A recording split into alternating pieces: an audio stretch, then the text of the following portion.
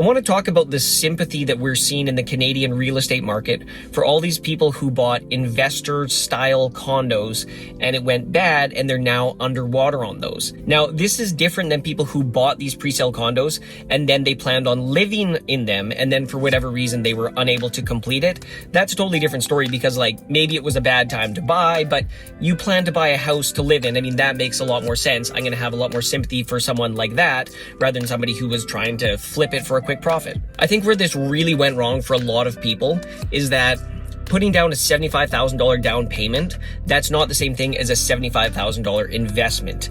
You were committing to buy something at a later date for say $650,000. So you're really making a leverage play. You're borrowing beyond what you have the capacity for, or you're committing to buy something in the future beyond the capacity you currently have. And then not only do you have some people who are underwater on one condo, you know, I watch a lot of Canadian real estate shows and there's all these stories of people who bought 2 or 3 pre-sale units and now they're seeing if they can close on all of them. Like, you are gambling on credit. A lot of these are just sort of middle class people who saw this as a really good way to get ahead. But I mean, you took a super risky investment and it went bad. A lot of the people who are in trouble right now, they bought their units at the peak of the market, you know, pre-sale buildings in 2021, 2022. And now that thing is not worth nearly as much as what you paid for it. And now suddenly they're like, hey, so you're going to complete on your unit? And you're like, I can't. People seem to think real estate is like some sort of a different investment class, and it is different in certain ways. But if it's an investment vehicle, if this is what you do to make money, then I don't really see a difference between this investment vehicle or something else. And because it's an investment vehicle, I just don't understand where this sympathy, like empathy, I empathize, it sucks. But it's just like, man, if Bitcoin had a massive drop, I'm not starting to GoFundMe. I'm not on the news, oh my God, you know, I took out a loan, I committed to buying $500,000 of Bitcoin 5 years ago, and right now it's only worth $200,000. So this guy wants $300,000 from me just because I signed a contract to buy it at this later time. It's like, that's the stupidest thing I'd ever heard. Why would you ever do that? And now the developer is saying, okay, so we need the rest of the money and then we can give you your keys. It's like, you signed a contract to do this and people didn't think it would come to that. That's the speculation aspect, and you got caught. Imagine I took that $75,000 and I put it into an NFT back in 2020. That would have been a terrible investment. I would have lost $75,000, but that's all I would have lost. You're having people that lost $75,000 and now these condos are appraising at say $200,000 less than what they paid for it, but they still owe the initial amount that they agreed to. So people can end up losing so much more money, and it really sucks. But you want a taxpayer bailout? You want other people to subsidize your failed investment strategy? Absolutely not. I'm sorry. It doesn't matter if it's a condo or not. And this goes for a lot of the developers too. They took very risky bets. We sell it for this much per square feet, all these kind of things. And now a lot of them are left holding the bag too. And it's like, they also took a risky speculative investment on something that's ultra expensive. And a lot of them are in big trouble. But I just find when this topic comes up, it's a little bit of like tears and violins kind of thing. It's just like, it's a failed investment. It was a bad idea. It went bad. It sucks, but it's like people seem to think that it's just business when the housing market's churning, everyone's making money, but now it's suddenly like, hey, these folks are in a real tough spot. It's like, they're in a real tough spot they put themselves in. Like, I don't get why it makes any difference what investment vehicle they were using.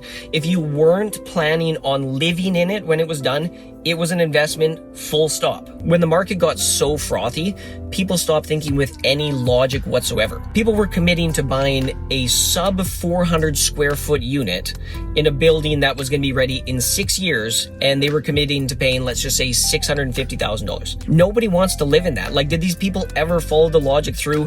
What if I can't rent this out and I have to live in it? Or what if this doesn't go the way I want and I have to live in it? You committed to buying it. Did you think that through at all?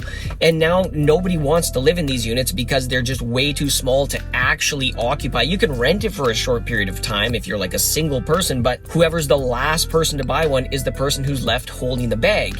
And now people are facing these situations where before you could say, well, maybe I'll just rent this out for a few years, let the market recover. Or people used to go into that with the mindset when the market was frothy, saying, I'm going to lose money when I rent this out every month, but when I sell it in 3 years, it's going to go up $80,000, so it doesn't matter how much I really lose in those 3 years. But now that doesn't make any sense. I think right now things are grossly overvalued. There's barely anything selling, and if there is massive amount of months of inventory on the market, this stuff is overvalued, because if they price it at the right value, this stuff would sell overnight. People are always looking to buy if things are priced right, but if they're priced, even 30% from the peak, that's not what the market's going to pay, so they're still grossly overpriced. So now you're losing $600 a month after, you pay the costs for owning this unit. Even if you rent it out, that's $3,600 a year. For how many years are you going to do this? Because all you're doing is sort of subsidizing the developer building this building, because you are losing money monthly with no real light at the end of the tunnel. What's going to cause a recovery to get condo prices back up to the 30% from the peak kind of thing? So you're going to be losing money for years, and then when you go to sell it, you're going to be lucky if you get back what you paid for it. So if you're somebody that's in this situation, honestly, I feel for you. I've lost money off investments. I bought GameStop at its peak. I've done some stupid things as well, but luckily it was just, I lost the money I put into it. But if I was in your situation, I would cut my losses and try to get out as cleanly and soon as I can, because those 2021 peak prices are not coming back anytime soon. So even if you're losing $80,000, it's better to do that than to lose $80,000 and own this thing for 3 or 4 years and have some nightmare tenants and lose another $20,000 or something like that. I would just cut your losses, because there's just nothing on the horizon pointing to these things are going to go up again really soon, or even soon in a medium term time frame. And just some final advice: when you make an investment, assume every penny you put in can go to zero. And if you invest with leverage, like you are buying a pre-sale unit, assume it can go below zero. Assume you can lose more than you even initially put in. It sucks if somebody's going through a bad situation, even if it's something they put themselves in.